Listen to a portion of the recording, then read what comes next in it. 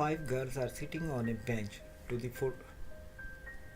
Five girls are sitting on a bench to be photographed. Seema is to the left of Rani and to the right of Bindu. Mary is to the right of Rani. Rita is between Rani and Mary. Seema is to the left of Rani. ये 5 positions हैं और इसमें हम arrange करते हैं इनको। तो सीमा जो है वो लेफ़्ट ऑफ रानी है और राइट ऑफ बिंदु है, इसलिए हमने इन तीनों को यहाँ अरेंज कर दिया कि रानी से लेफ़्ट पर सीमा और उससे पहले बिंदु।